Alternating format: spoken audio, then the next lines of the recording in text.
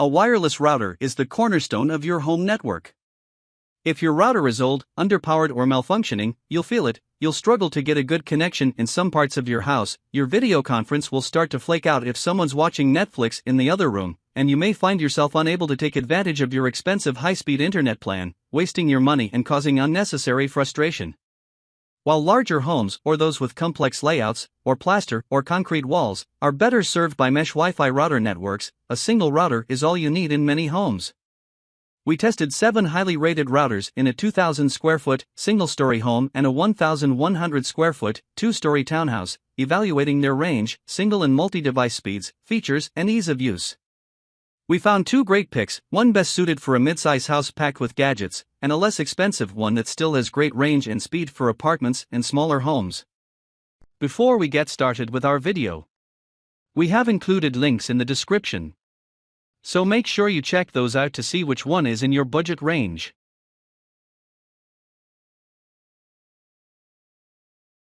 Starting at number 1. Asus RT-AX86U Pro. The Asus RT-AX86U Pro delivers incredible performance for a reasonable price. It had some of the best speeds at the longest range on our hardest tests, and it handled multiple devices better than any other router we tested. It also takes up less room. And it includes advanced features like 2.5 gigabits per second Ethernet, link aggregation, guest networks, Wi-Fi scheduling, and an open VPN server for those who need them. It's the best router we found for large homes with lots of devices, especially if you have an internet plan above 200 megabits per second. The RTA86's performance on the 2.4 GHz network was occasionally slow, but that band can be cluttered with interference from neighboring Wi-Fi networks. Devices that need lots of bandwidth, like computers, phones, and streaming boxes, should use 5 GHz whenever possible.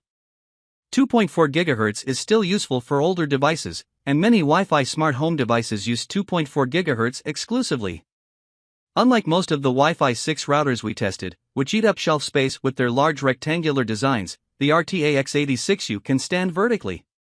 You can leave its 3 antennas pointed straight up or tilt them slightly. Either way, the RTA86's design saves a lot of space, and the vertical orientation makes it even easier to reach the router's rear ports.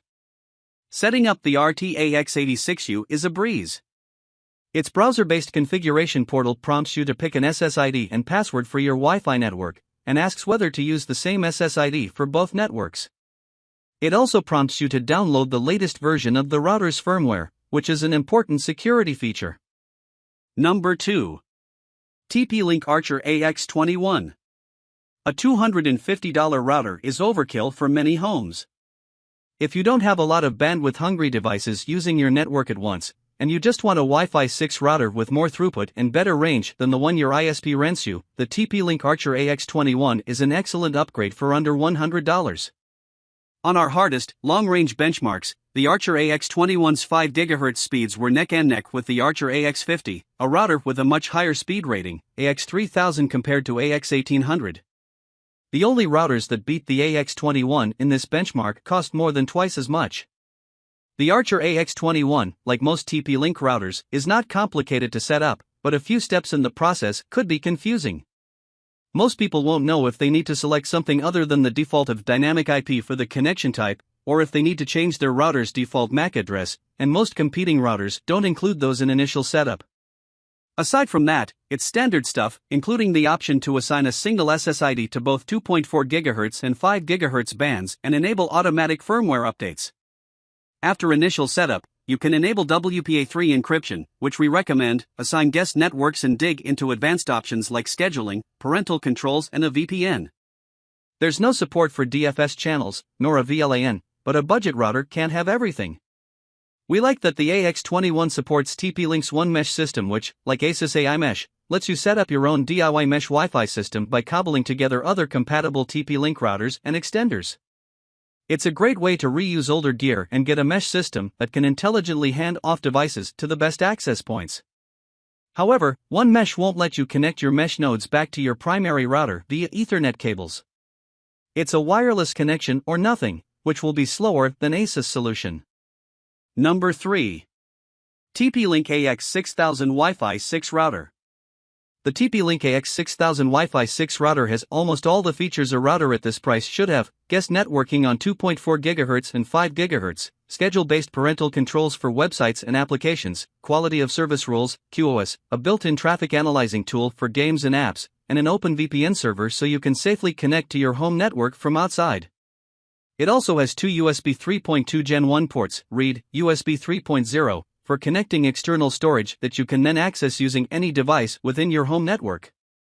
The RTA86U also supports highly robust WPA3 encryption and DFS channels, which can help avoid interference from your neighbor's 5 GHz networks. We were thrilled to see Asus throw in an extra 2.5 gigabits per second Ethernet port alongside the typical gigabit WAN and 4 gigabit LAN ports. While most people will never need that much speed, it's a critical addition for those lucky enough to already have access to gigabit plus internet plans or desktop computers with 2.5 gigabits per second ports. It can be used as either a WAN port, to connect to your modem or network box, or LAN port, to connect to your Ethernet devices. The RTA86U even supports link aggregation, which lets you combine the connections of two LAN and two WAN ports into one of each, in case you need the extra speed or redundancy.